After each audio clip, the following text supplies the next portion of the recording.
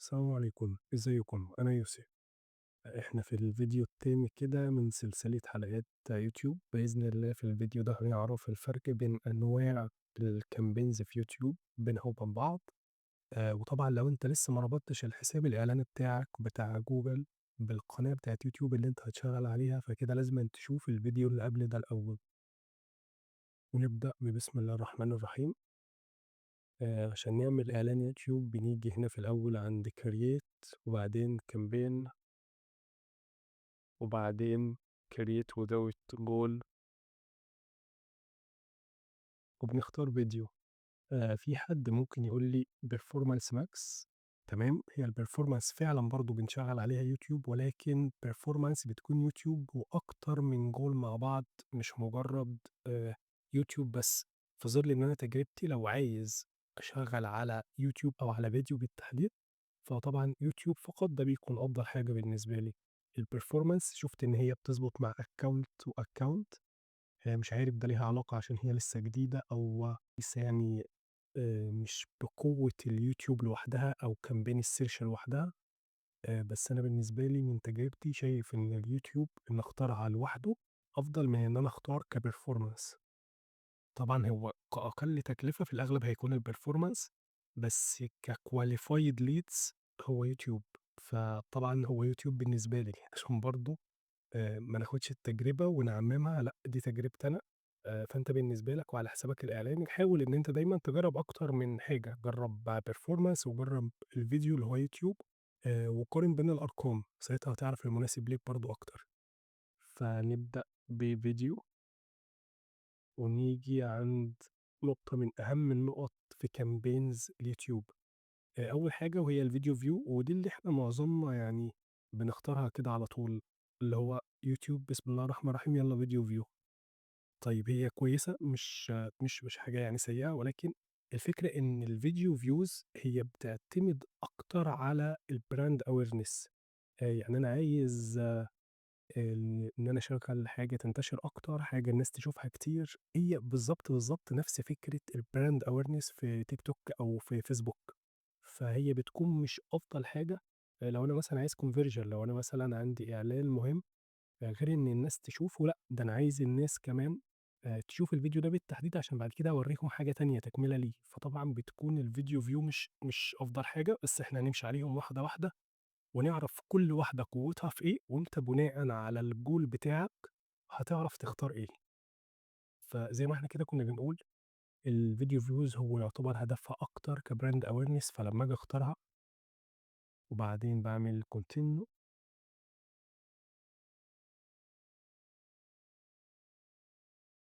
هنا طبعًا بيكتب لي اسم الكامبين، وبعدها بيقول لي هنا get more views without multi format video ads. لو أنا شِلتها معناه إن أنا بالغي الاقتراحات دي، بس أنت الأفضل يعني خلّيهم وشيل فقط اللي أنت مش عايزه من هنا.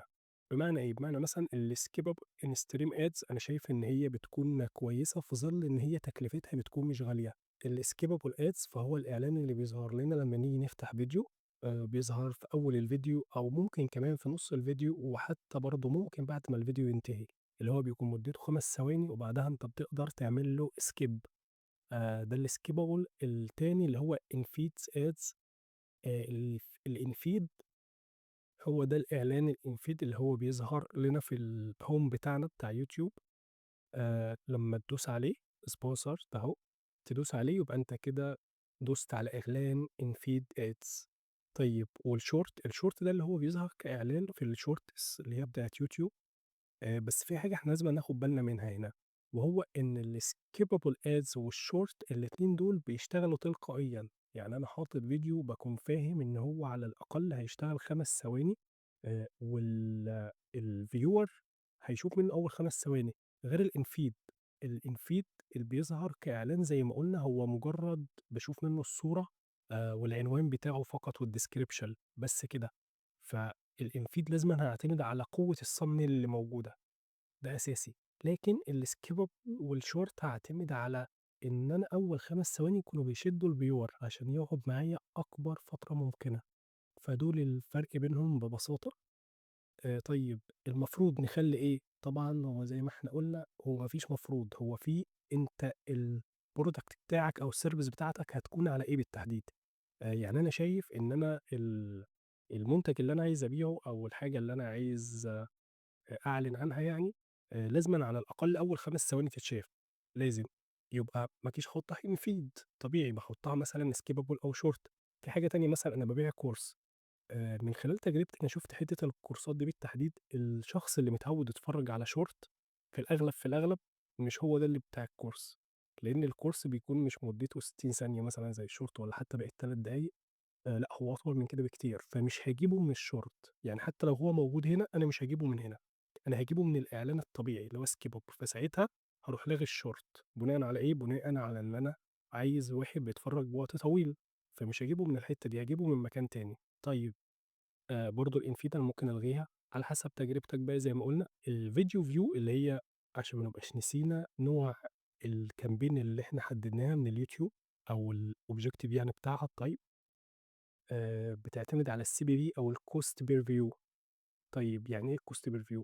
يعني أنا شُفت الفيديو، فبناءً على كده أنا بادفع. تاني، أنا شُفت الفيديو، يوتيوب ذات نفسه بيقول إن أنت لمّا تشوف الفيديو 30 ثانية كده أنت دفعت، كمُعلن بتدفع على الuser لمّا يتفرّج على الفيديو لمدة 30 ثانية. طب يا يوسف، هل لو أنا الفيديوهات بتاعتي بتتشاف أول 5 ثواني ده معناه إن أنا مش هادفع؟ الإجابة لأ طبعًا يا صديقي هتدفع، ولكن أنا هنا بالتحديد القصد هي موضوع الoptimization. هو بيoptimize بناءً على إيه؟ بيoptimize بناءً على اللي يتفرّج مدة لحد 30 ثانية على الفيديو بتاعك، مش مجرد 5 ثواني وبعدها يعمل skip. دي نقطة أولى اللي هي الcost per view. بعدين لمّا نيجي ننزل إحنا ممكن أكمّل الباقي هنا مرّة واحدة، ونرجع للtypes of campaigns ونقولها يعني مع بعض. تمام، هنا بنحدد campaign total. أنا في الأغلب باحبها daily، تجربتي يعني أفضل بتكون daily. وبعدين لو عايز أعمل إن هي تنتهي في تاريخ معيّن، باحدد التاريخ بتاعي من هنا، عايزها تنتهي مثلًا يوم 31 يناير.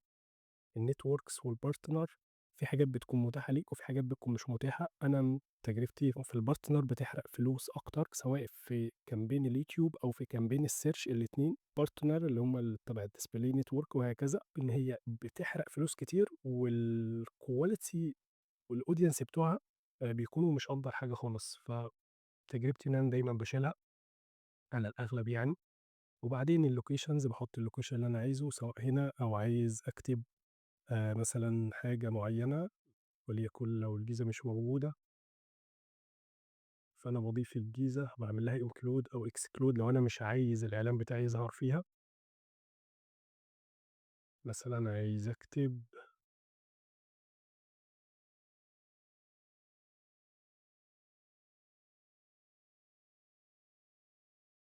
exclude، إن أنا عايز أشيلها كده. هنا دي exclude زي ما إحنا عارفين، وهنا include. طيب تمام جدًا.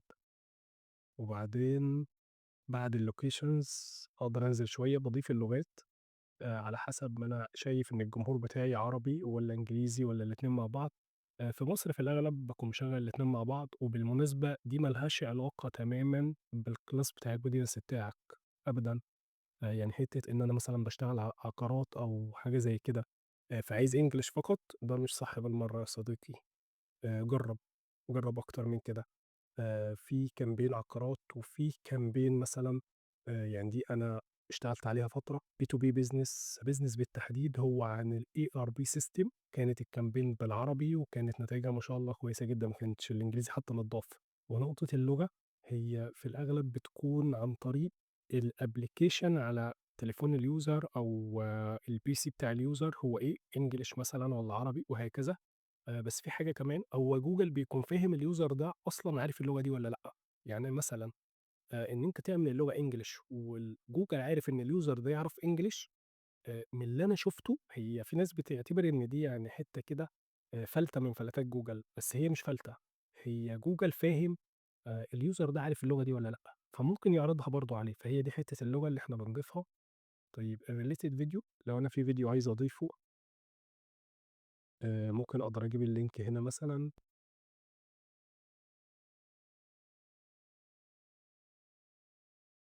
موقع حطيت الفيديو، أنا شايف إن ده فيديو related. أجيب له فيديو كمان.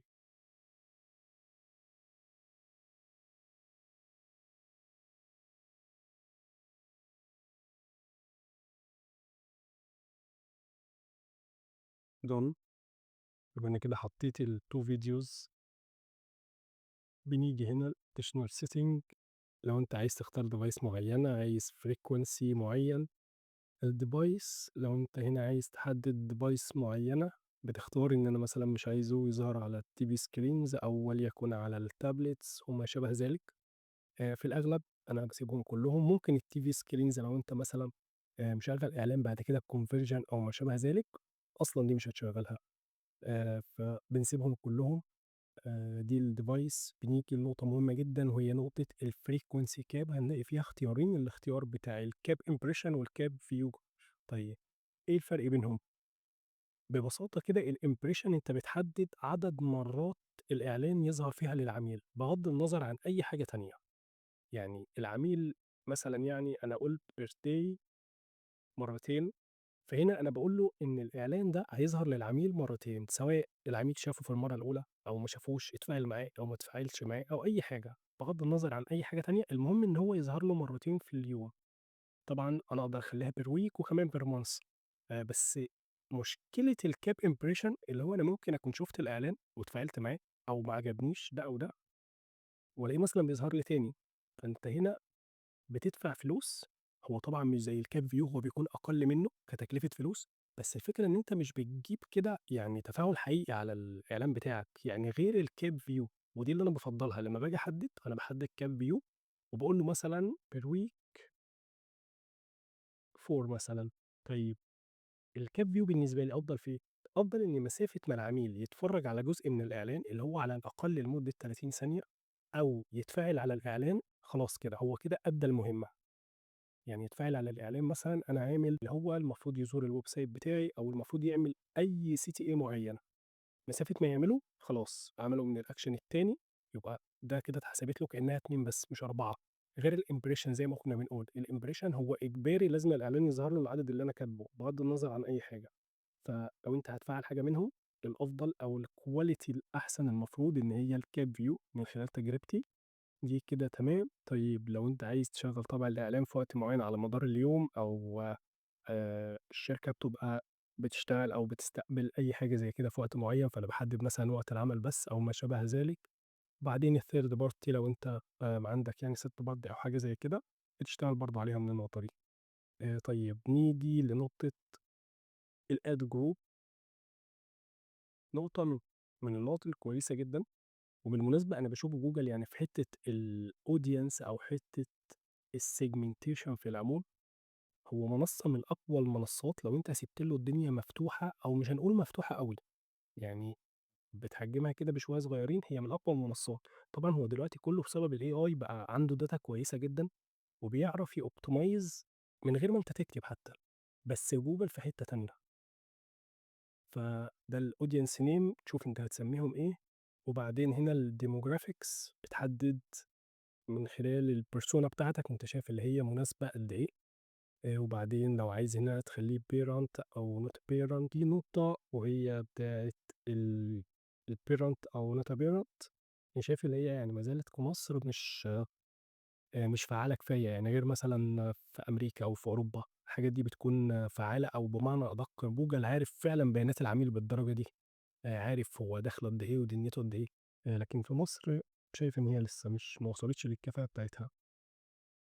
لو هنا بقى عايزين الinterested بتاعتنا، بنختار الinterest اللي إحنا عايزينها real estate أو ما شابه ذلك. طبعًا لو أنت شغال على حساب إعلاني، اشتغلت على حاجة معيّنة مسافة ما تشتغل فترة صغيرة جدًا، أقل من شهر، وفي أقل من كده كمان، بتلاقي جوجل بيبدأ يفهم أنت ممكن تشتغل على إيه بعد كده. بعدين your data لو أنت عندك data اعمل لها save، وبعدين هتبدأ تدخّلها هنا هتظهر لك. بنيجي عند نقطة مهمة جدًا في الcampaign، وهي أنت هتخلّي جوجل يoptimize الدنيا عندك على الفيديو والtype اللي إحنا اتكلّمنا عليه أو اخترناه اللي هو الفيديو view، بناءً على إيه؟ بناءً على keyword والّا topics والّا placements؟ طيب إيه الفرق بينهم وبين بعض؟ الkeyword اللي أنا باقول له أنا عايز أكتب كلمة معيّنة، أكتب مثلًا وليكن شقة للبيع في العاصمة، وليكن يعني.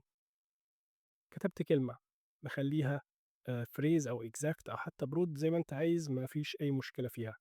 فهنا أنا باكتب keyword كلمات معيّنة. أنا عايز جوجل يتارجت أو يحسّن بناءً على keywords كلمات معيّنة. طيب لو topics، فهنا أنا مش بادّي له كلمات، ولكن بادّي له عناوين رئيسية أو مجالات بمعنى أدق. يعني أنا هنا مثلًا لو جينا في الbrowse هتلاقي إن أنت تقدر تختار مقالات أو مواضيع عن الartist، الbeauty، fitness. هنا أنت مش بتختار كلمة. يعني مثلًا لمّا أختار finance، هنا مش معناه إن أنا باقول له الناس اللي هي بتsearch عن أو بتكتب عن الfinance بس، لأ. هنا الإعلان بيظهر للناس اللي هي مثلًا ممكن يكون بيقرا مقالة عن الfinance أو topic، فالإعلان بتاعي يظهر له، بغض النظر عن الشخص ده دخل المقالة دي إزاي أو عمل فيها إيه.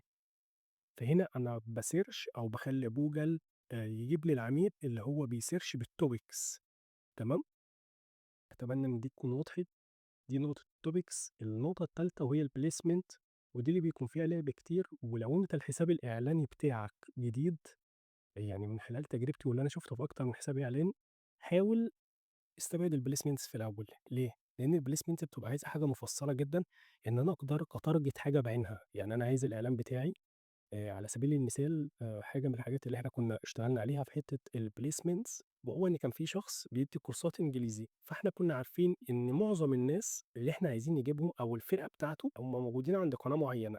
فكنت باجي عند YouTube channels، وباجي مثلًا وكنت باكتب دروس أونلاين،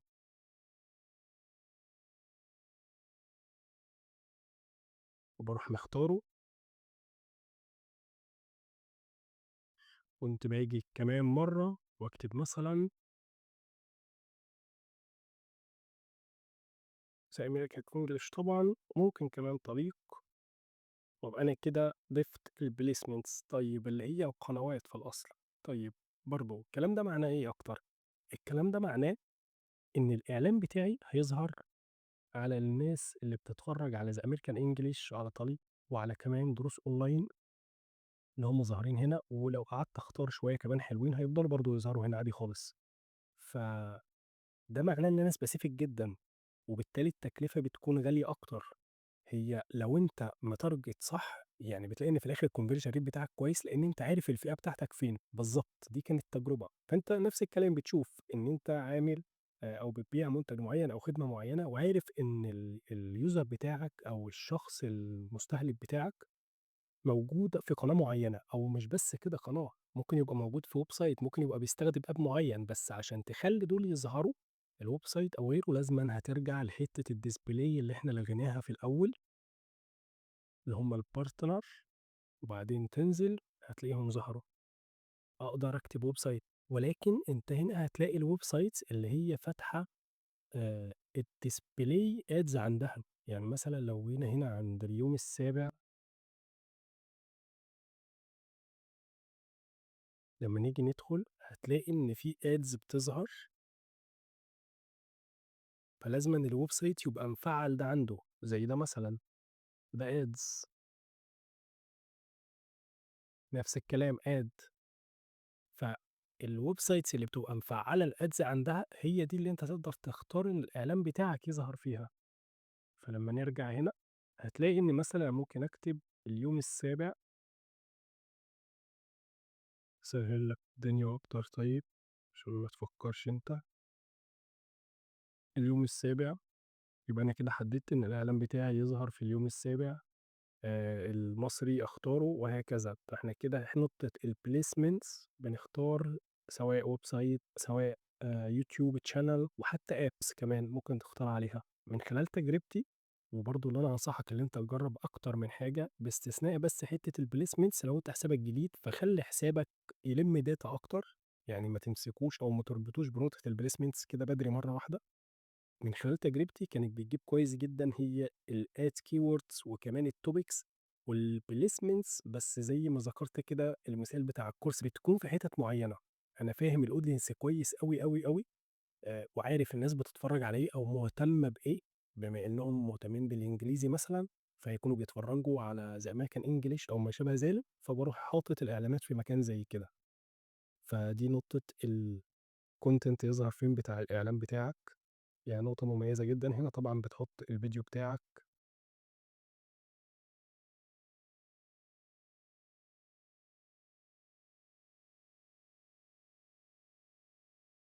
بعد ما بتحط الفيديو بتاعك الفاينل URL بتحط أنت عايز الناس تنزل على لاند في الآخر أو تنزل على ويب سايت، بتحط الويب سايت يعني بتاعك سواء لاند أو كان ويب سايت فعلي، الcall to action بتحدده.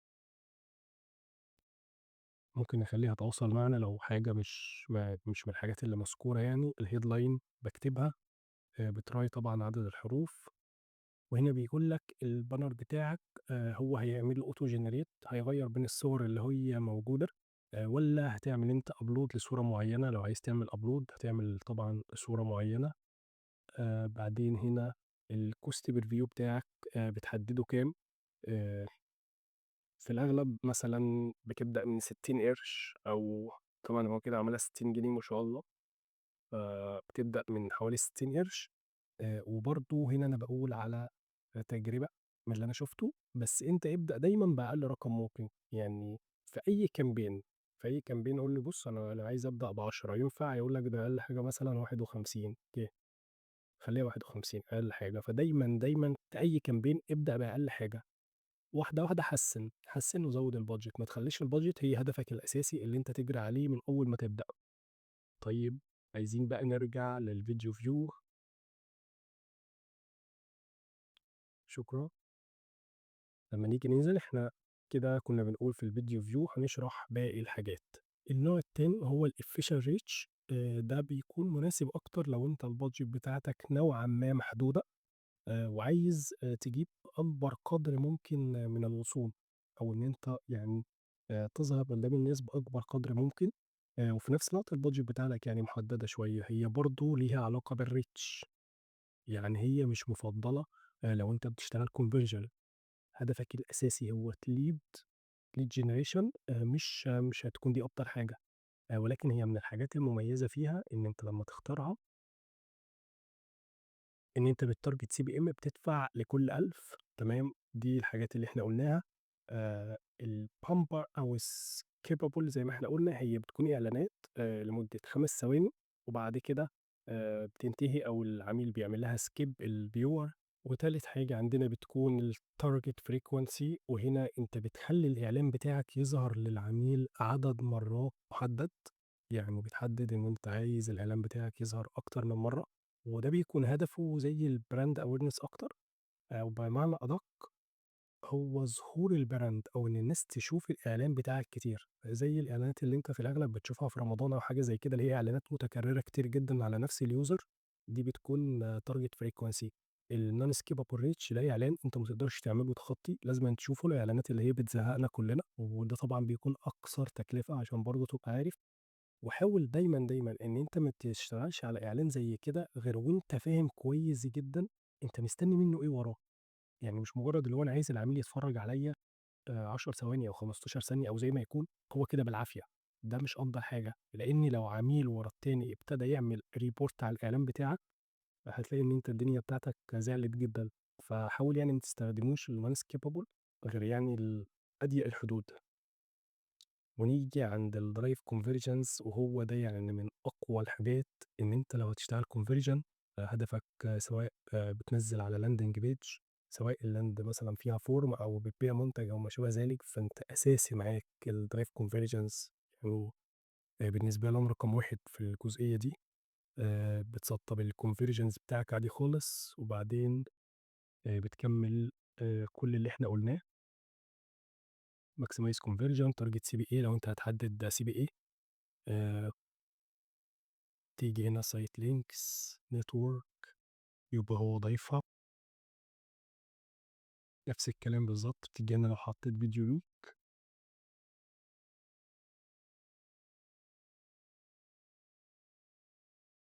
وبتكمّل الدنيا عادي خالص.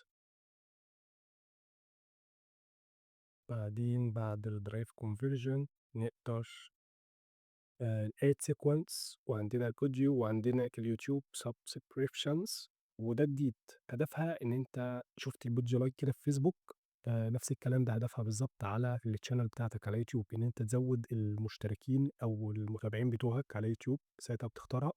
الaudio لو أنت عايز، مش لو أنت عايز، لو أنت الaudio بتاعك نشره كaudio فقط مش كفيديو. فساعتها بتختار الaudio. أنا الحقيقة ما ليش تجربة معاها الaudio ولا شُفت حد قريب بيشتغلها، والad sequence وهي إن أنا باخلّي العميل بيشوف زي سلسلة فيديوهات أنا عايزه يشوف الفيديو الأول ثم الفيديو ده ثم الفيديو ده. ممكن برضه نبُص عليها بصّة كده مع بعض.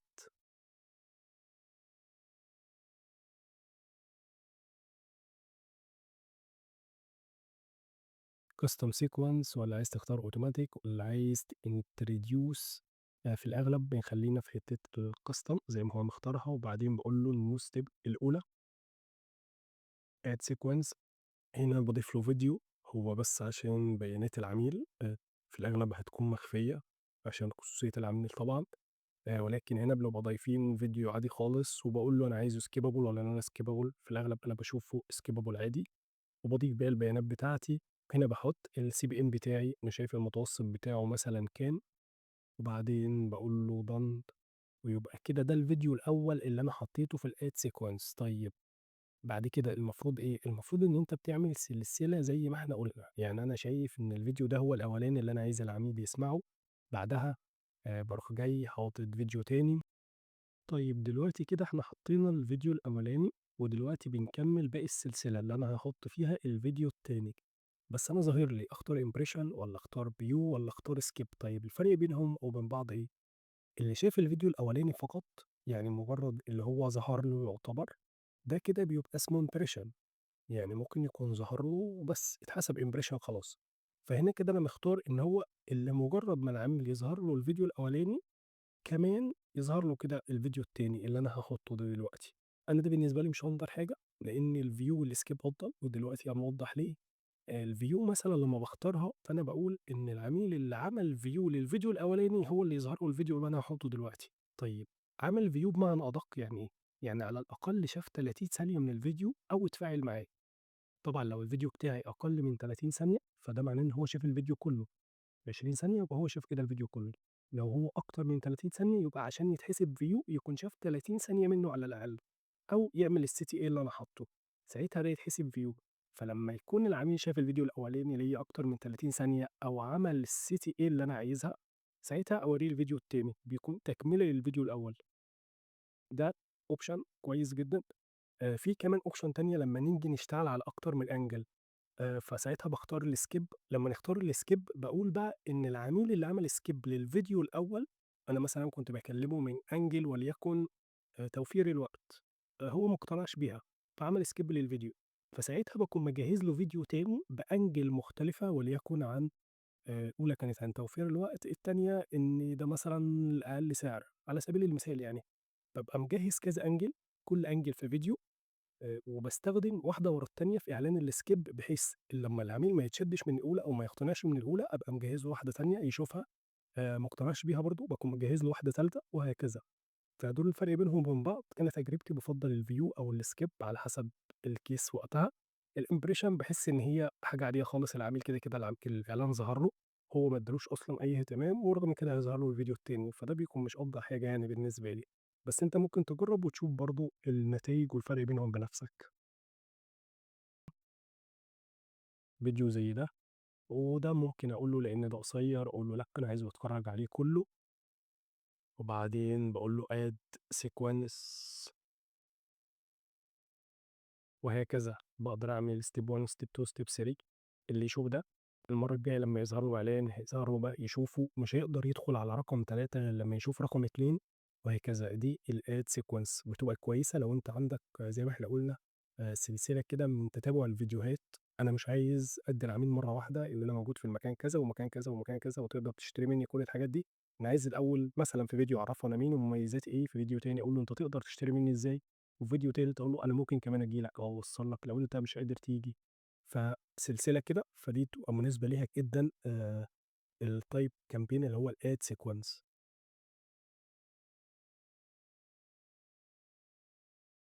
وزي ما إحنا قُلنا الaudio اللي هي لو ليها علاقة بالaudio اللي أنت عايز ترفعه يعني، ودي اللي هي اشتراكات اليوتيوب.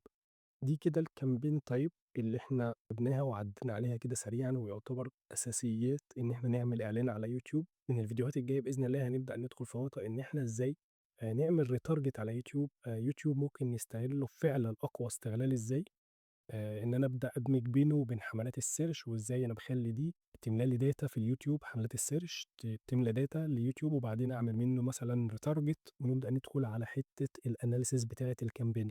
وما تنساش لو أنت عندك أي سؤال أو في حاجة ما كانتش واضحة بالنسبة لك كفاية عرّفني في الكومنتات وإن شاء الله هاقدر أوضّحها لك. أشوفكم الفيديو الجاي. سلام.